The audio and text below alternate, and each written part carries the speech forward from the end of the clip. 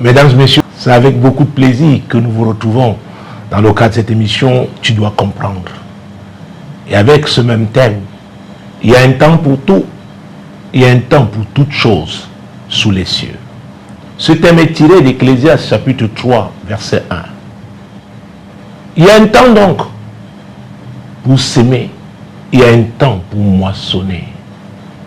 On ne saurait brûler les étapes. Nous sommes appuyés, n'est-ce pas, sur la vie de David pour, n'est-ce pas, vous parler de ce thème qui est très important, notamment pour la jeunesse qui doit apprendre qu'il y a des étapes. Ah oui, on doit faire ses classes. Il y a des secteurs tellement complexes. Vous avez besoin non seulement de votre expérience personnelle, mais aussi du soutien des aînés. Il y a un temps pour tout. Nous étions alors dans 2 Samuel et nous revenons sur ce livre, n'est-ce pas, de la Bible, 2 Samuel, chapitre 5. 2 Samuel, chapitre 5, versets 6 et 7. Le roi marcha avec ses gens sur Jérusalem contre les Jébusiens, habitants du pays. Il dit à David, tu n'entreras point ici, car les aveugles même et les boiteux te repousseront. Ce qui voulait dire, David n'entrera point ici. Oh, David avait reçu l'onction royale de Samuel, souvenez-vous, quand il était encore sous l'autorité de son père Isaïe. David à Hébron avait été roi déjà. Et les anciens d'Israël l'ont trouvé à Hébron, l'ont oint pour qu'il devienne donc roi sur tout Israël. Donc il y a eu un temps entre l'onction divine qu'il avait reçue du prophète Samuel et le temps où il est devenu roi à Hébron, et enfin sur Israël. C'était le plan de Dieu. C'était la volonté de Dieu. La grâce de Dieu était sur lui. Mais pendant les éditions précédentes, nous avons vu comment le parcours de David fut difficile. Comment Saül, qui l'avait servi, avait voulu le tuer. Il a été dans les déserts, il a été dans des grottes, dans des cavernes. Son ami Jonathan, fils de Saül, avait fait alliance avec lui. Et grâce à Jonathan, il a échappé. Ah oui, grâce à Jonathan, Saül n'a pas pu le tuer. À un moment donné même, il s'est réfugié chez Akish le Philistin. Nous savons que les Philistins étaient les ennemis permanents d'Israël. Donc il y a des moments difficiles dans la marche pour l'accomplissement de la volonté de Dieu. Dieu est là, mais ce que vous vivez peut vous faire croire que vous êtes trompé, que vous n'êtes plus sur la voie divine. Les méchants qui peuvent vous entourer, qui peuvent vous poursuivre, peuvent vous faire croire que c'est le moment d'abandonner, de jeter l'éponge. La Bible déclare qu'il y a un temps pour tout. Il faut persévérer. On doit être un homme, une femme de conviction. C'est très important. La Bible déclare que tout ce qui n'est pas conviction est péché. Êtes-vous convaincu que la voie que vous suivez est celle que le Seigneur a tracée pour vous? Si c'est cela votre conviction, croyez-moi, si vous persévérez, si vous êtes une femme, un homme de foi, Dieu vous aidera à accomplir le plan qu'il a souverainement conçu pour vous. David avait donc reçu, n'est-ce pas, cette onction qui faisait de lui le roi d'Israël. Mais voilà une résistance farouche. Mesdames et messieurs, il y a des résistances dans tous les domaines de la société. Ah oui, ce n'est pas parce que vous avez mis le plus beau produit sur le marché, et même moins cher, pour aider, pour apporter une solution aux problèmes des gens, qu'on ne va pas vous attaquer. Ce n'est pas parce que vous êtes le plus intelligent qu'on ne va pas vous attaquer. Ce n'est pas parce que vous êtes le plus performant qu'on ne va pas vous attaquer. Au contraire, dans ce monde-ci, le monde contrôlé par le diable, parce que l'apôtre Paul parle du Dieu de ce siècle. Et Jésus a dit dans Jean chapitre 10, verset 10 à sa partie A, que le voleur ne vient que pour voler, égorger et détruire. Le voleur, c'est le diable. Et il sait reconnaître ce qui est précieux, ce qui est bon pour la communauté, ce qui est bon pour la famille, ce qui est bon pour la nation, ce qui est bon pour le continent. Et parce que le diable aime voir les gens affligés, il fait tout pour attaquer, pour fragiliser, pour affaiblir ceux qui peuvent rassurer. Ah oui, ceux qui sont porteurs de solutions. Le diable séduit des gens, suscite des gens, pour leur faire croire et faire croire aux autres qu'ils sont la solution. Mesdames et messieurs, toute solution qui est en dehors de l'Éternel n'est que mensonge. La Bible déclare que le diable est le père du mensonge. Et quand on parle du mensonge, il y a la tromperie, la duperie, la ruse, la séduction. Oui, c'est le diable qui est le père du mensonge. Alors, la Bible, et ce thème qui dit qu'il y a un temps pour tout, ceux qui suivent ce message depuis un certain temps devraient comprendre qu'il est important de s'asseoir et face aux offres. Ces offres, on peut les retrouver dans le secteur économique, on peut les retrouver dans les secteurs sociaux, dans les secteurs sportifs, n'est-ce pas? En politique, en religion. On doit s'asseoir et regarder qu'est-ce qui a fait ses preuves. Oui, puisqu'il y a un temps pour tout. On est parti d'où?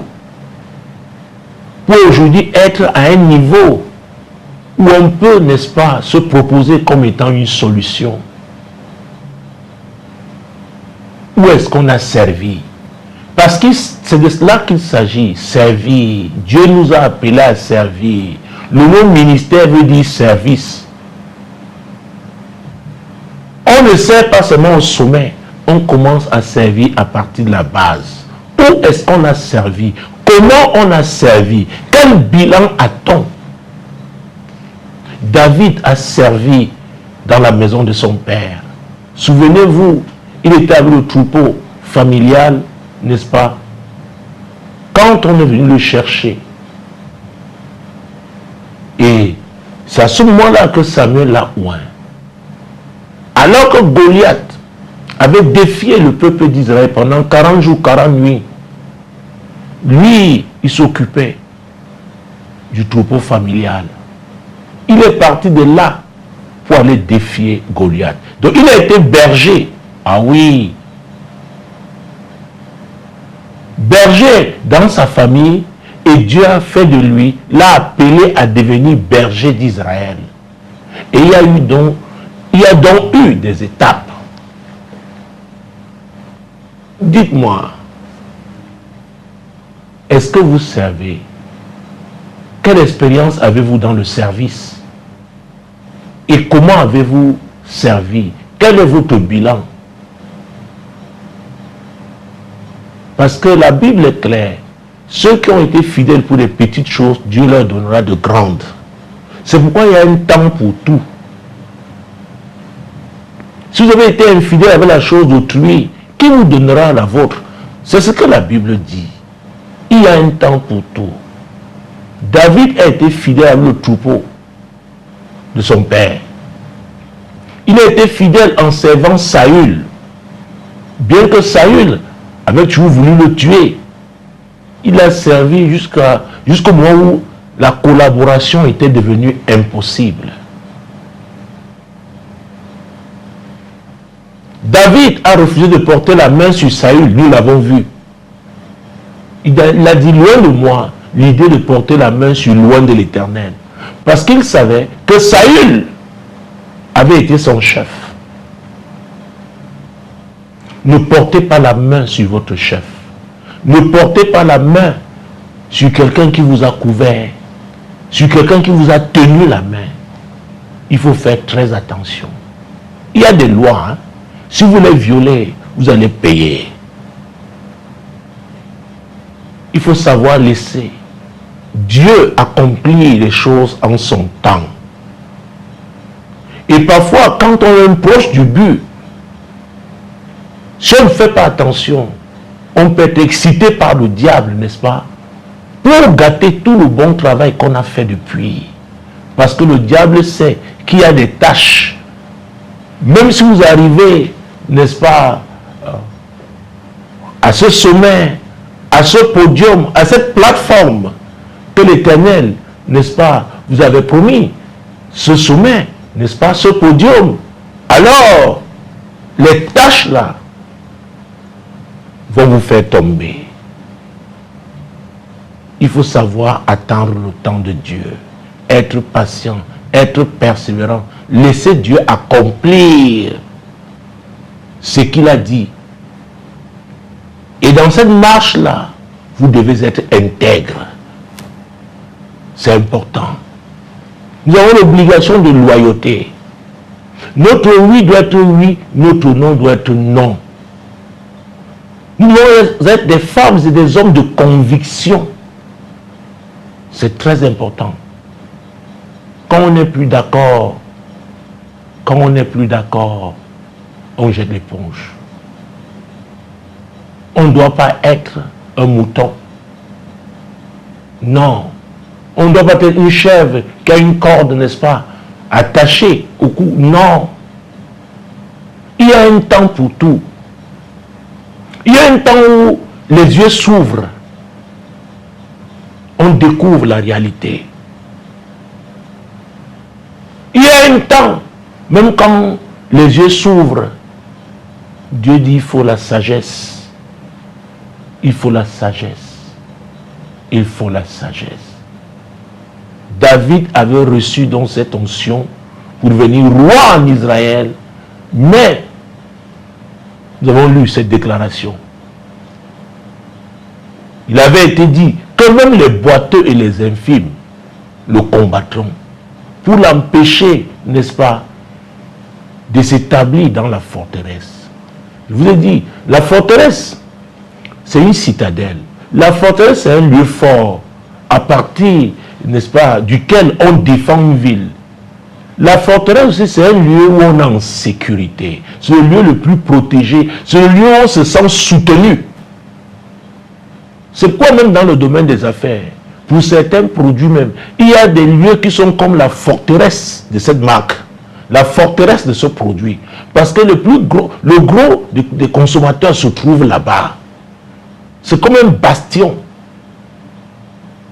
Et quand j'enseigne sur les prières stratégiques, je parle de cartographie spirituelle. Et je le fais aussi quand je parle des hôtels. Vous ne pouvez pas, n'est-ce pas, vous attaquer, et quand je dis attaquer, c'est au sens positif, n'est-ce pas, du terme, à votre concurrent sans connaître sa forteresse. Sans compter le lieu où il est véritablement implanté.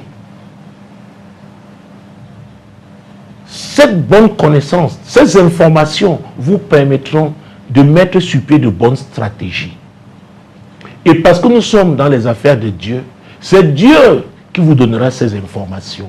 Il peut le faire directement, il peut le faire par des intermédiaires, par des personnes, par des tiers. Et c'est lui qui vous donnera la stratégie. Et nous avons vu comment David consultait toujours l'Éternel. Mesdames et messieurs, c'est très important.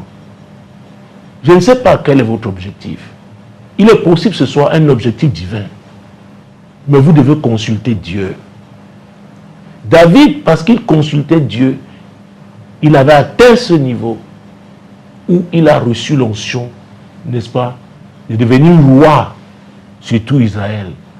Mais il avait compris qu'il devait affronter la résistance. C'est pourquoi vous voyez les grandes multinationales, les grandes marques de produits continuent d'investir dans la communication, dans la publicité, parce que rien n'est gagné d'avance. Pendant que vous dormez, il y en a qui travaillent, qui gagnent du terrain. Donc vous devez demeurer éveillé. Ah oui. Ce n'est pas parce que vous êtes fort aujourd'hui que vous allez continuer d'être fort si vous ne travaillez pas. C'est très important ce que je dis. Il y a un temps pour tout. Il y a un temps où les gens qui étaient découragés subitement ont la révélation et se lèvent. Il y a un temps où les gens étaient endormis parce qu'ils n'avaient pas de bonnes informations. Quand ils reçoivent ces informations, ils se lèvent. C'est pourquoi la parole de Dieu, l'évangile vient avec la bonne information. À savoir que Jésus a payé le prix. Il a payé le prix pour que vous cessiez d'être un enfant pour devenir un fils. Souvenez-vous ce passage de Galates chapitre 4, versets 1 et 2. Or, aussi longtemps que l'héritier est un enfant, il demeure un esclave. Ah oui, il demeure un esclave.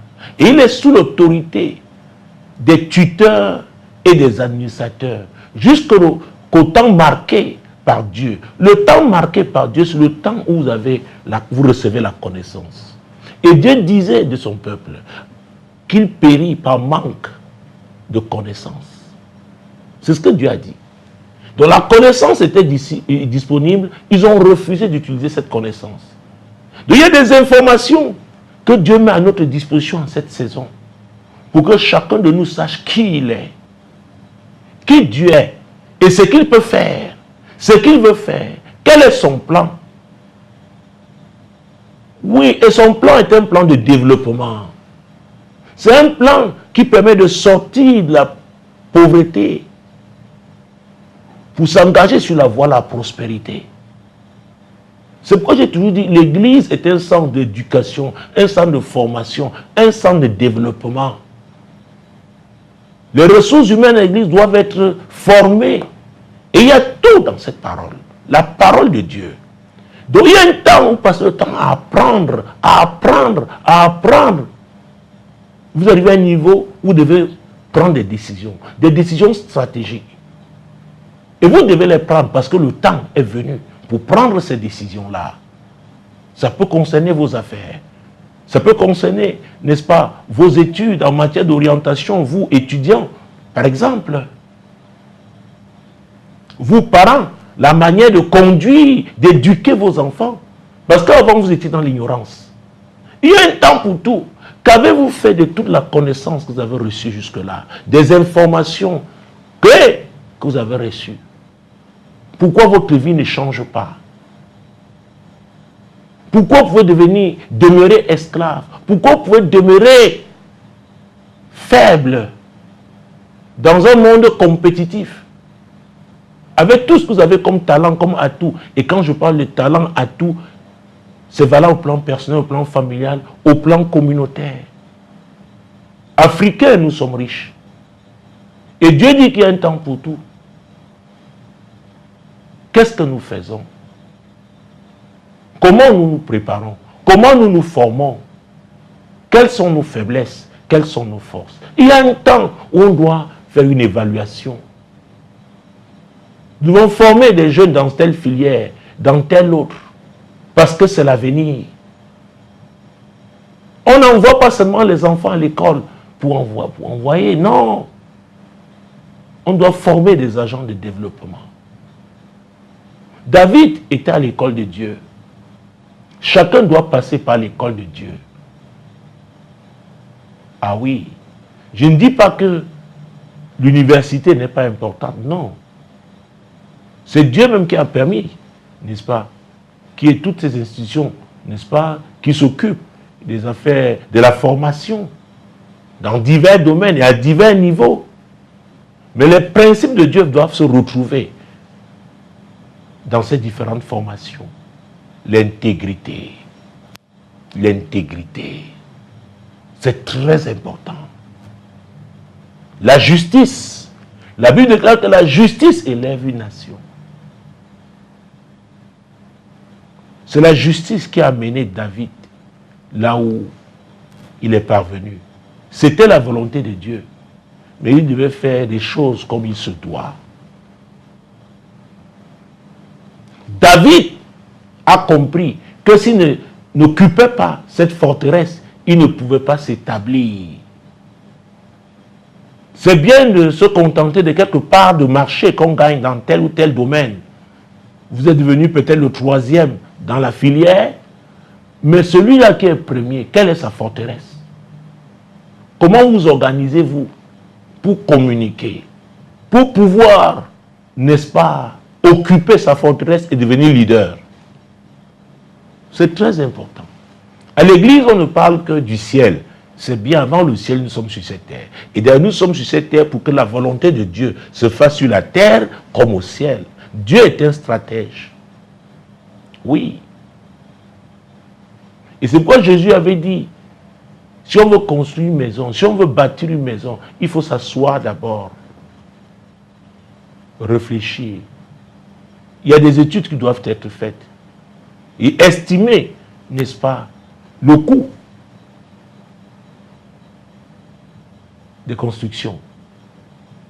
C'est très important. Le bâtiment va coûter combien?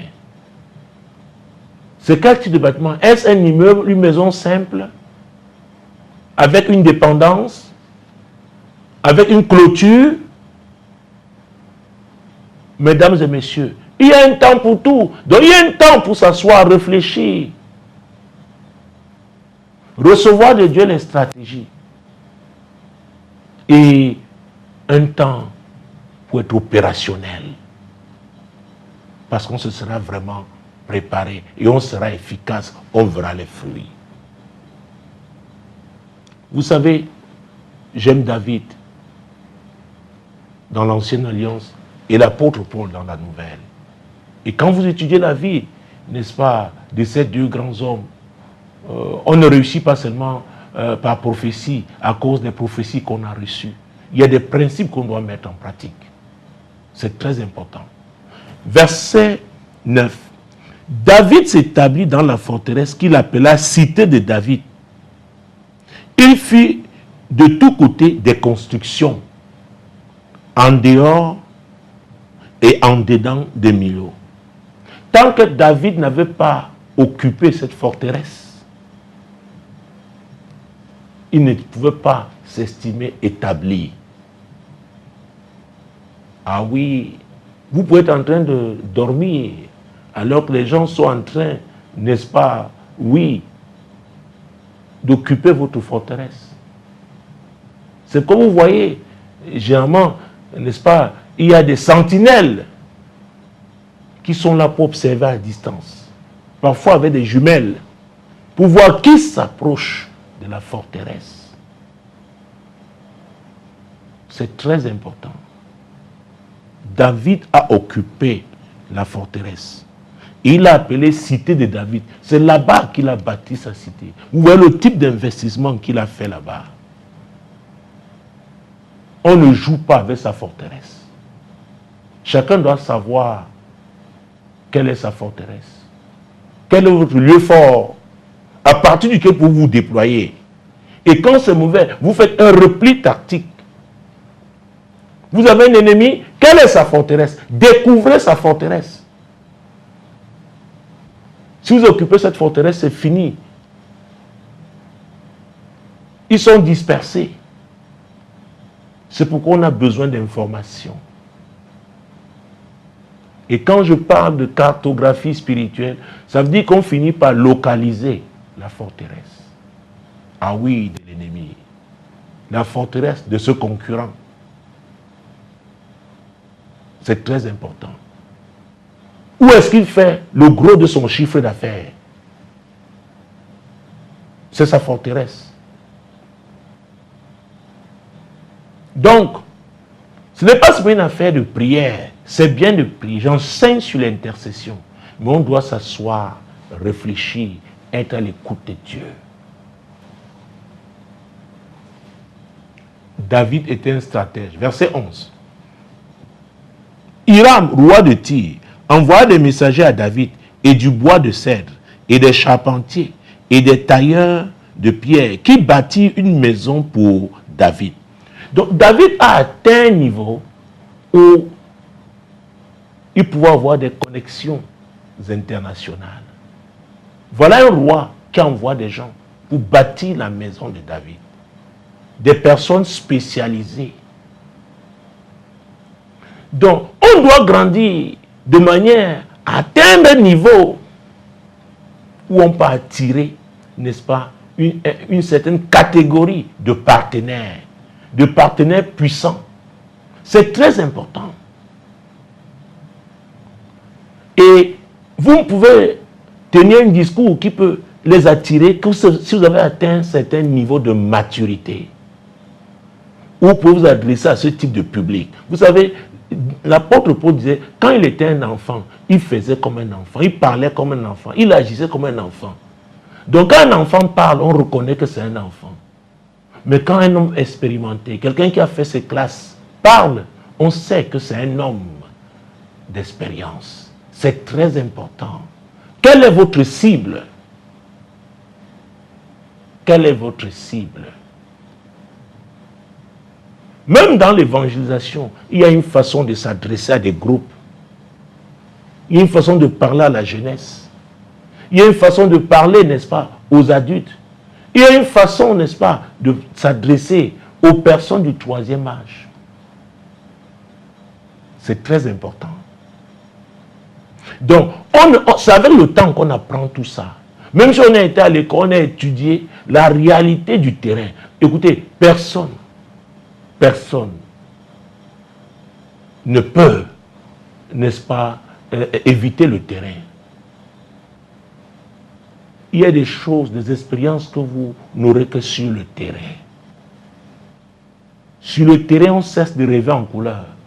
On affronte les réalités. Et ces réalités sont le plus souvent difficiles. On prend des coups.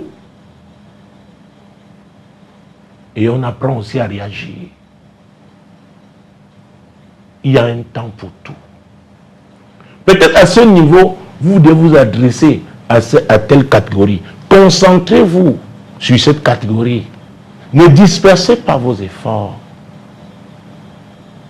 Oui, vous allez grandir et vous saurez comment vous adresser à la catégorie supérieure. Il y a un temps pour tout. David, voilà, il a attiré, n'est-ce pas, Hiram, le roi de Tyr. Mais pendant qu'il était au désert, dans les cavernes, le roi de Tyr ne le connaissait même pas. On ne brûle pas les étapes. Vous pouvez vous estimer frustré parce que vous n'attirez pas encore, n'est-ce pas, un type, une catégorie de personnes. Non, c'est considérant votre poids. Vous n'avez pas encore ce poids-là. Avec le temps, ça va venir. Contentez-vous, c'est ce qui est à votre niveau.